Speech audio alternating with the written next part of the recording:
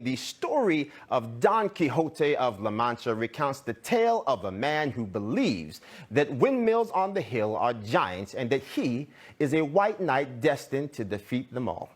Well, this week, in the aftermath of a storm that left millions of Texans gripped in despair, it appears there were no shortage of politicians willing to hop on their high horse and pretend that the wind turbines in Texas were evil giants responsible for attacking the Lone Star State.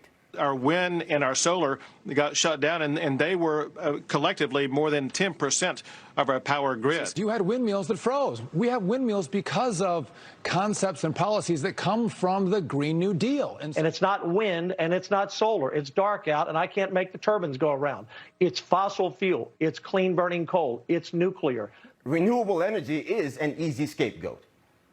From AOC's insistence that we all should be living on the yellow submarine to the preposterous assertion that Bill Gates has that we should forsake the American hamburger in favor of synthetic meat in order to save the world, the left's alarmist approach to climate change has drowned out the promise and necessity of renewable energy. But it wasn't over-reliance on wind and renewable energy that plunged the state of Texas into darkness. It was gross, borderline criminal mismanagement. And anybody who tells you anything different is either lying to you or woefully uninformed. Now, of the 32 gigawatts of power that Texas was counting on to keep the lights on for the 4.5 million Texans who found themselves trapped in the cold, only 1 gig was from wind. Or translation, the remaining 31 gigawatts came from tried and true energy sources: coal, nuclear, and natural gas. And guess what? Those reliable energy sources, they failed also. Because while the people on your TV keep trying to convince you that the windmill is the monster, the reality is that what occurred was a direct result of a willful refusal to prepare for the inevitable. You see, we knew this day was coming. As early as 2011, federal regulators warned Texas that its power plants could not reliably provide electricity in bitterly cold conditions. Worse still, 5 days before this storm, the CEO of the Energy Reliability Council of Texas, or ERCOT for short, told the board of directors that the Texas power plants were prepared to stay on throughout the cold weather, saying, quote, "Operation has issued an operating condition notice just to make sure everyone is up to speed with their winterization, and we're ready for the pretty frigid temperatures to come in the days ahead." Well, you don't have to see what happened next. 14 million people find themselves without the access to the water they need. We have 12 million Texans under a mandatory boil water notice, as if they live in a third world country. You've got individuals who are actually trying to take snow out of the streets and put it in pots to boil it.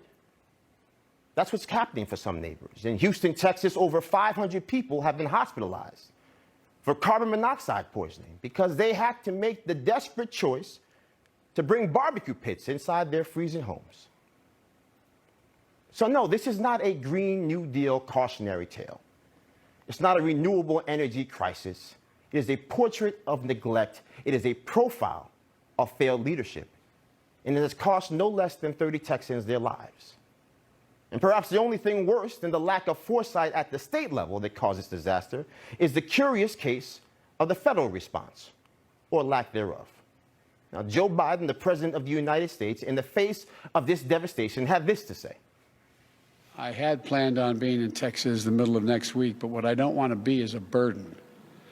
When the president lands in any city in America, it creates, it has a long tail. A long tail, he says. Just today, he finally got around to giving FEMA the authority necessary to give a proper, robust response. Take a listen. The president declared an emergency declaration leaning forward this weekend. That provided me the ability to direct the federal government resources. So the major declaration that the governor is requesting now allows me to not only do more things to repair permanent infrastructure, but also the ability to help individuals. Well, that's great, I'm sure, for many Texans. They're happy that help is finally on the way in full force.